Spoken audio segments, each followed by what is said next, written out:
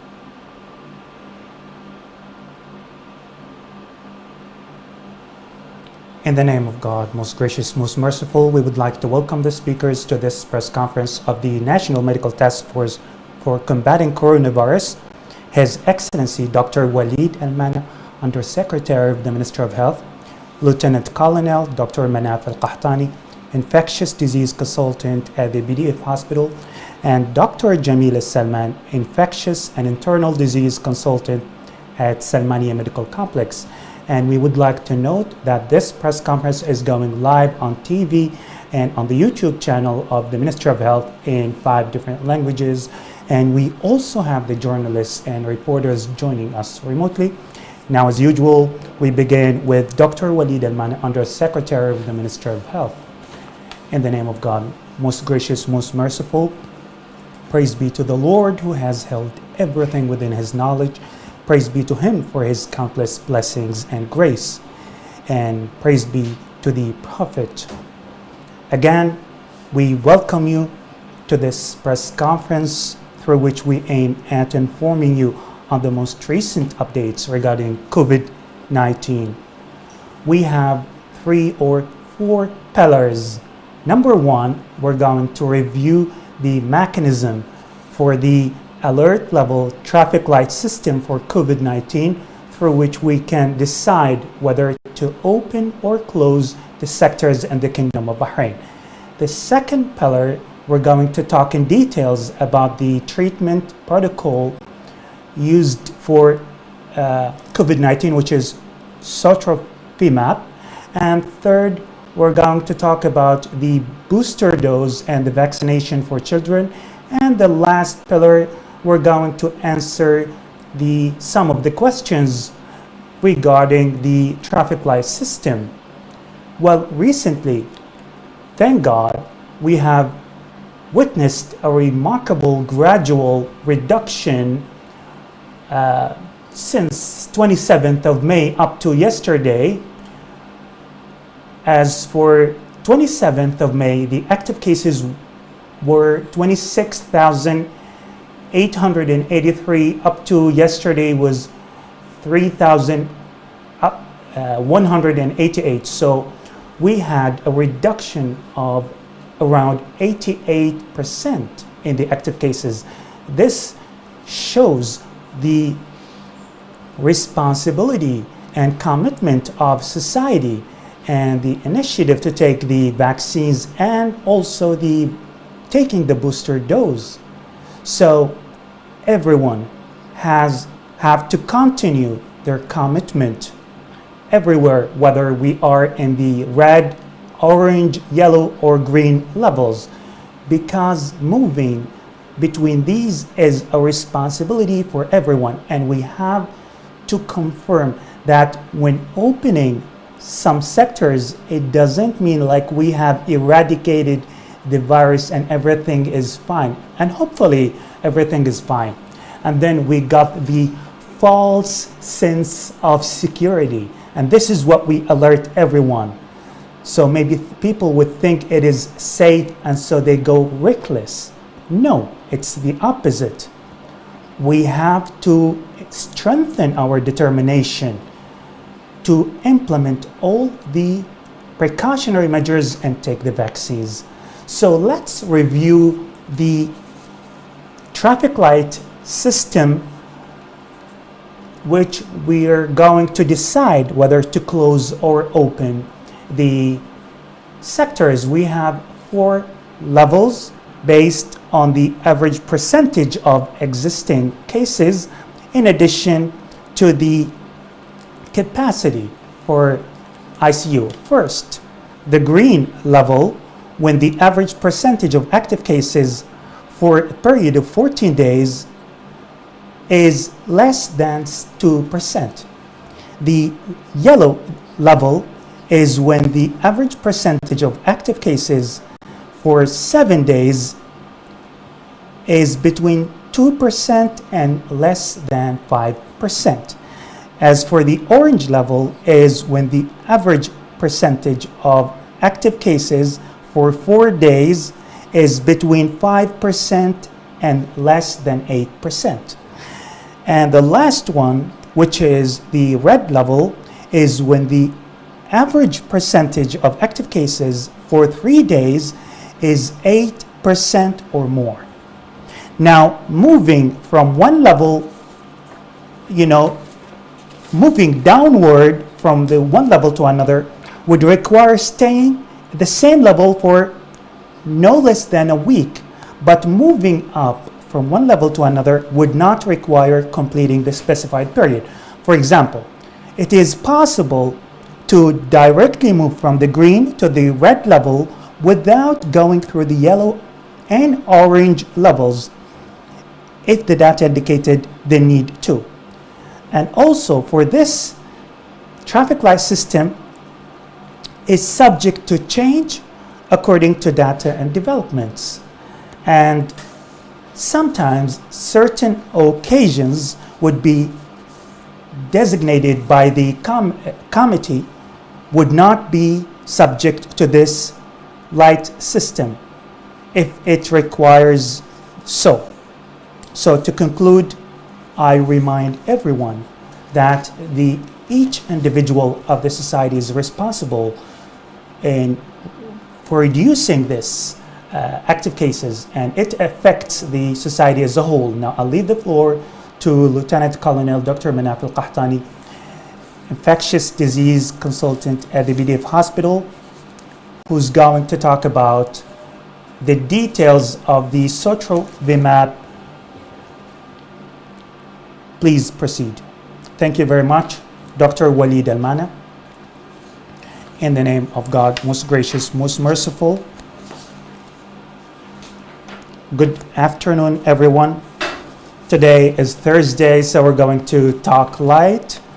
Well, moving on to what Dr. Walid Al-Mana mentioned, who explained the new mechanism for sensing the risk of COVID-19, which hopefully will going to be a successful mechanism and a flexible one as well. Well, what Dr. Walid Al-Mana mentioned was important. We need to have a general system for sensing the risk of COVID-19 as mentioned by Dr. Walid Al-Mana in details. My speech today is like I need to confirm and comfort everyone that we also have a treatment protocol and that the Kingdom of Bahrain always on top to get the updates regarding treatments. So we always looking for the best treatments. We talked for like around 17 months about the treatment protocol in Bahrain and the precautionary system, and now we're talking about a new way of treatment which is different but have the same antibodies, which is using the antibodies through the IV fluids.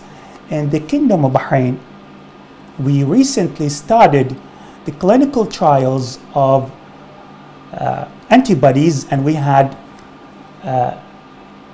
certain people which proved the effectiveness of this treatment and reducing the symptoms and also reducing the number of death cases, which also encouraged us to look for the best treatment, which is a new treatment, and Bahrain is among the top countries which invested in this, which is Sotrovimab. Basically, it is a medicine which is entered through the body through the IV fluids, and it provides antibodies that are manufactured in factories. So these antibodies are already manufactured. So the difference is that it takes the vaccine will take like 10 to 14 days. But if somebody got the infection, the vaccine is not going to be the protection, but we need to accelerate the process of creating the antibodies. So here comes Sotrovimab that would protect the body from the virus, because once the virus gets into the body, it would get spread in the body and the body will be exhausted, and then it might goes into like the hospitalization. So the use of this treatment is it will stop the virus from being attached to the cells of the body and will not require the person for treatment, and hopefully from not having any death. So we used this treatment in June 17th, and since we started it, we had around 223 used this treatment. So the way we use it, we have set a center, a Shamil Med Health Center. We have 200 beds, and thank God we did not use most of them, and because it's like for short-term admission, and people, they don't need to, once they come to a Shamil Center, we ensure their data, we ensure their infection, and we ensure that they really need the medication, because there are things we keep in mind among them, because people can take it as long as they are 14, among over 12 years old, and they are who weight at least 40 kg. So those with severe symptoms and they need oxygen, it would be too late for them. That's why we use this treatment at an early stage of the infection. So they go into into hospital for 1 hour, half an hour for the IV fluid, and the second half an hour to follow up on the status of the patient. And the supervising team will look into the case for the first day and the 5th day, and maybe for 10 days. And if they used it for more than, if they had like 14 days of infection, we have to follow up on them. So we only had 2 cases. Thank God the admission was very short, less than 4 days, and the oxygen level was high, and they did not need to go into the ICU. Those who got into the ICU only who had chronic disease and over 50 years old. So to conclude, we reiterate that COVID-19 is among the viruses which are mutating, meaning that they will continue changing as long as there is spread. So our duty is to commit to the measures in order to combat it. And we have good news so far, but just to remind you, the spread or not is based on our behavior.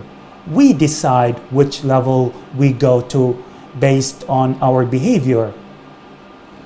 Now, I'll leave the floor to Dr. Jamila Salman, infectious and internal disease consultant at Salmani Medical Complex, to talk about the 3rd pillar.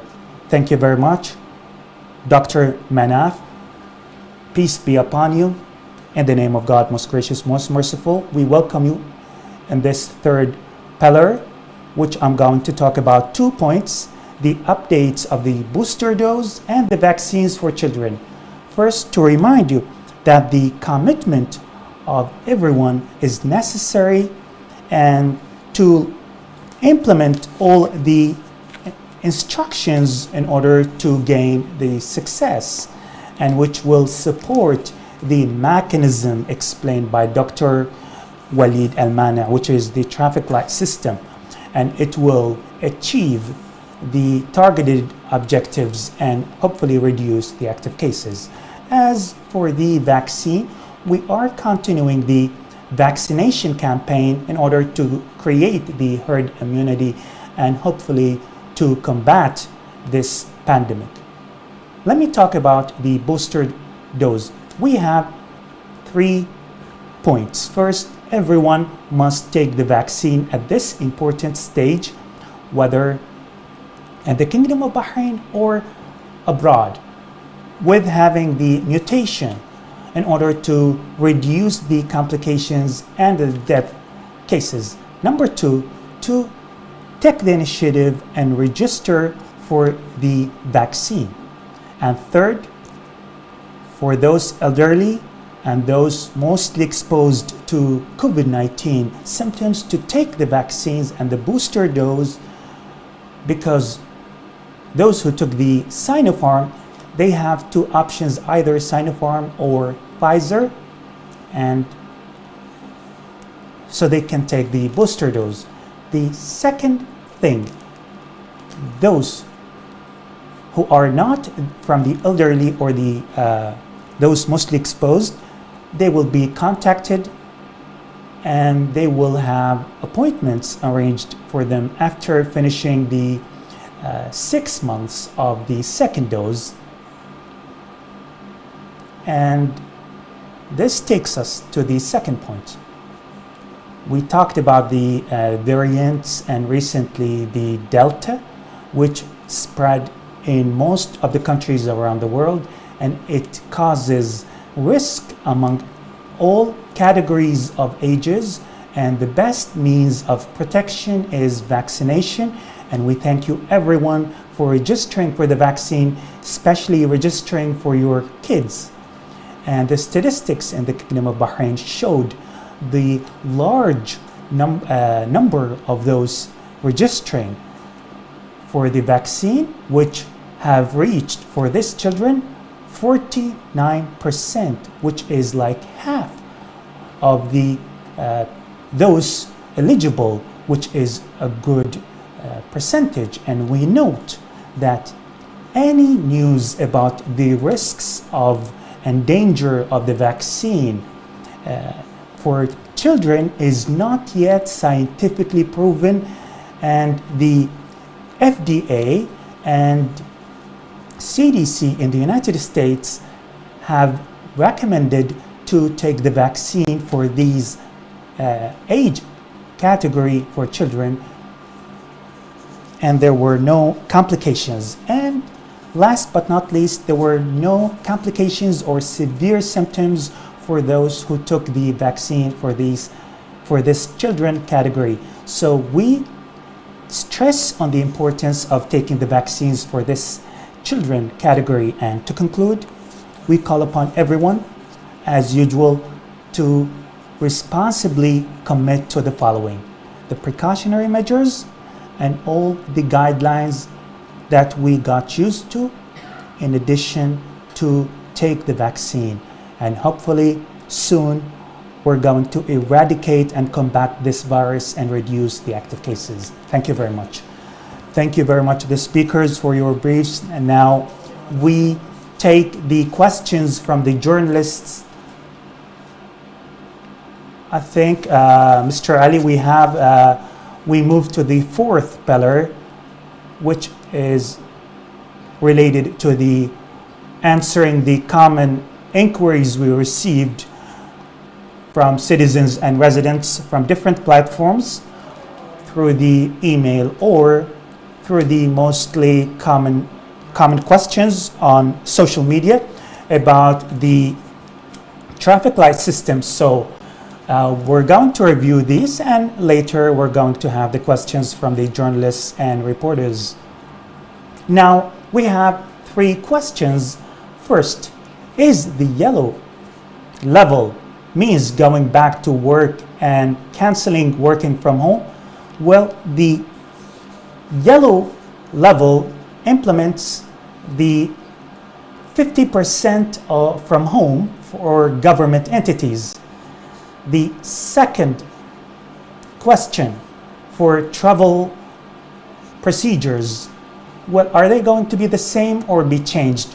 Well, they are. The current one are effective, and any change will be issued by the Civil Aviation Affairs. And the third question, the decision to open them will have a lot of people going out to markets, and especially upon the coming occasion of Eid.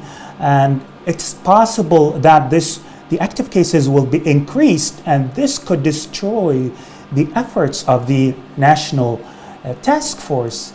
Well, we mentioned some occasions are not going to be, we're not going to implement the traffic light systems because we have the risk of the gatherings, and upon the coming occasion of Eid al-Adha, that the opening or closure will be assessed by the National Medical Taskforce, and they will set their appropriate recommendations in order to protect the health and well-being of everyone and protect the or not according to the secure and safe levels, and the decisions will be decided later.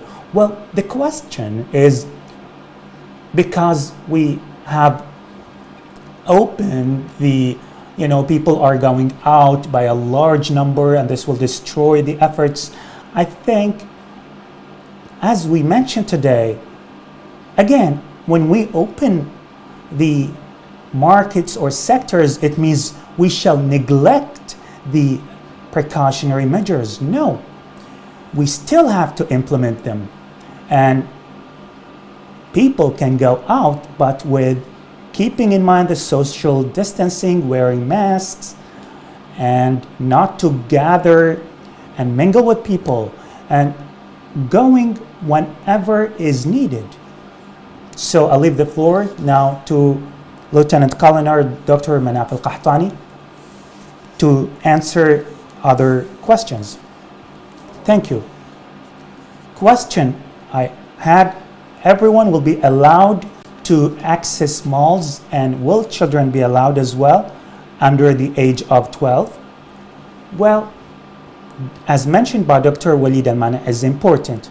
So if you can let me explain it. At this stage, we have 4 levels. So based on that, the behavior will determine, compared to the virus, setting the behavior of people into these levels. If we go into red, it means there is a large number of spreading of this virus spread. So many sectors will stop. And if we go into the green, which means that the recovery from this virus, it means the behavior is helping into going back to our normal life, but keeping in mind the masks and all the social distancing will always be there until will be announced. So we have 2 remaining levels, which is like orange or yellow, which means there are behaviors which needs to be adjusted, and if people protected or not. So there are certain requirements for people to go out, or certain people who are not vaccinated. So generally based on the behavior, just to let you just briefly informed of this mechanism of traffic light. As for everyone will be allowed to access the malls, this is based on the level we are in. If we are into the yellow or orange, it means no, this will be limited only for those vaccinated who have completed 2 doses and 14 days after the 2 doses. As for children, if they are below 12 and they cannot take the vaccine, it means they are allowed to access these places as long as there is an adult with them who is vaccinated and who completed 14 days after the 2nd dose. I hope I answered the question, and now I'll leave the floor to Dr. Jamila Salman to answer the other question. Now, number 1, are barbers and salons and cosmetic and spas will be open? This is based on the traffic light system, based on the level. If we are in the green level, hopefully we're gonna be, yes, we will open these activities for vaccinated and non-vaccinated. If we are at the yellow level, it will be only for those vaccinated and who completed 14 days of the 2nd dose, and the recovered by showing the green shield, and those who are below the 12 years old, as long as they are accompanied by vaccinated or recovered. If we are at the orange level, then the services will only those who do not, for those services which do not require removing the vaccine at these services, and of course if they are recovered or vaccinated, and for those who are below 12 years old, as long as they are accompanied. So the second question, are we going to wear masks for the yellow and green? Yes, we're going to wear the masks all the time. If we are at the green, we're going to wear the masks and keeping the social distancing in the internal places only. I think we answered the questions. Yes, so thank you very much. Now let's have the questions from the journalists and reporters who are joining us remotely. Question to Dr. Walid Al-Mani from Tamam Busafi Al-Ayam newspaper. With the traffic light system mechanism based on the average percentage, are we going to set a fixed number for the PCR test on a daily basis? Thank you for the question. Yes, there is a level we have to fix because we set an average. If we say like an average or the average percentage of 2% or 5%, we need to have fixed PCR tests on a daily basis, which is like 12,000 to 15,000 on a daily basis. So the PCR tests are going to continue in Bahrain. We need them.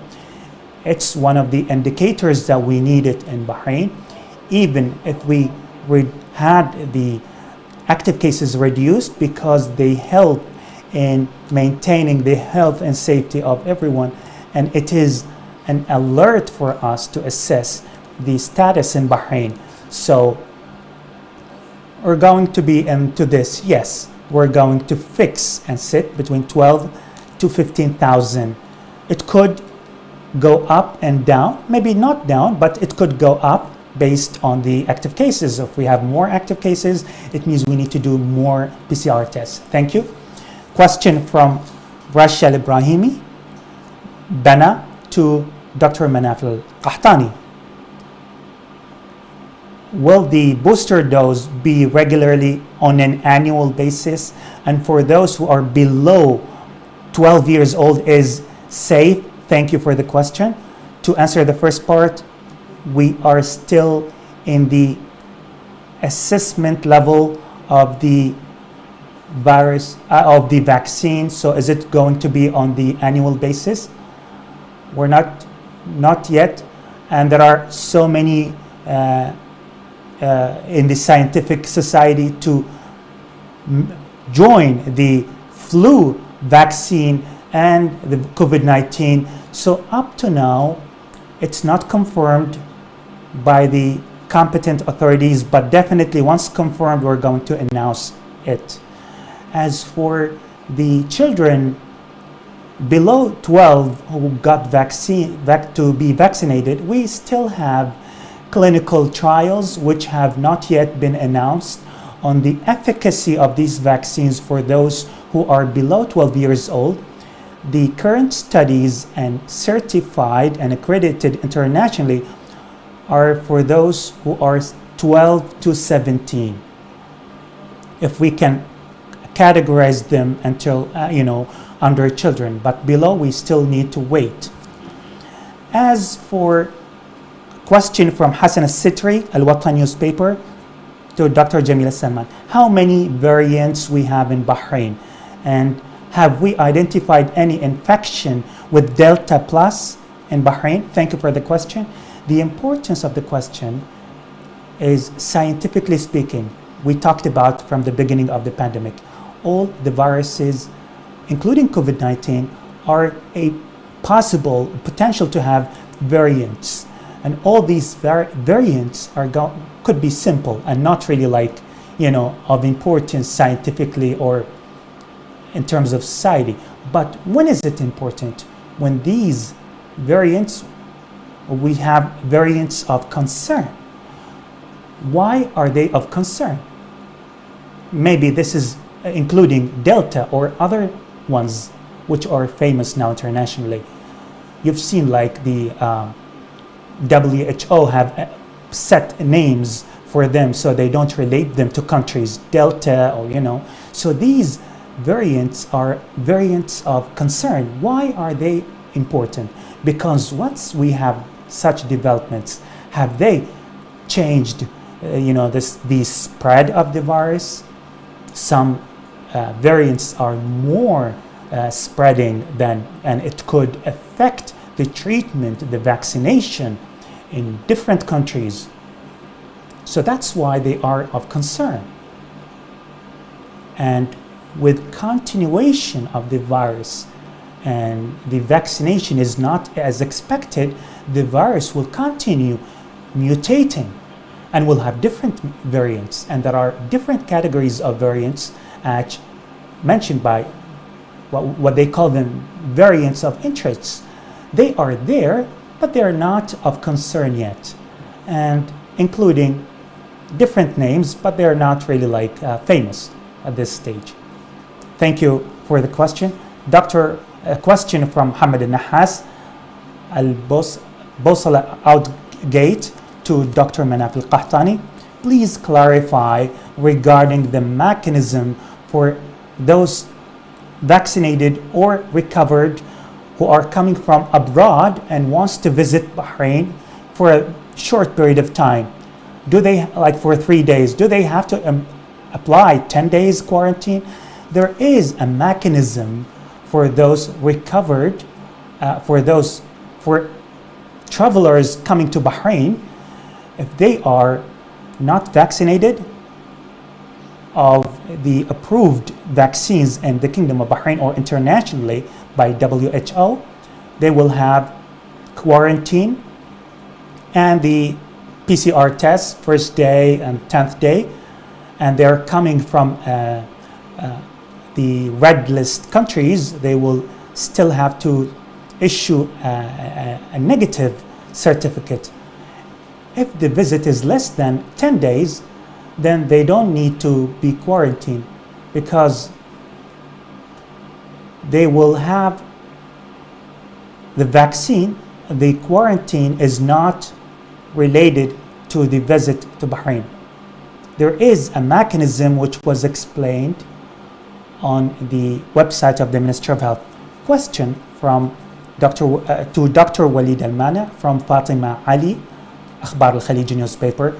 According to the history of novel COVID-19, the curve witnessed an incredible increase during last summer. So are we about to witness the same during this summer? Thank you for the question. It is really important.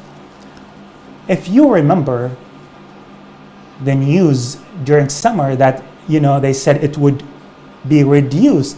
So we would say like viruses during seasons, and sometimes with the heat it could be reduced, but we did not notice this with COVID-19. In fact, we had an increase. But what I want to tell you, seasons and the different temperatures could not have like great impact. It's only based on the behavior of people. So if like the behavior of people, the protection in the country, people are complying with the measures, they will witness a reduction, whether winter, summer, spring, regardless of the season. So the increase or the wave will always be based on the recklessness of people. So whether summer, up or down, I think a year and a half, we had certain waves which were not related to seasons. and they were in fact related directly to the behavior of people. And I hope I answered the question. I think we answered the questions. Thank you very much to the speakers for your briefs, and thank you very much for watching. Before concluding, kindly be reminded to continue following all the precautionary measures and guidelines to mitigate the spread of COVID-19 and combat it. Thank you very much.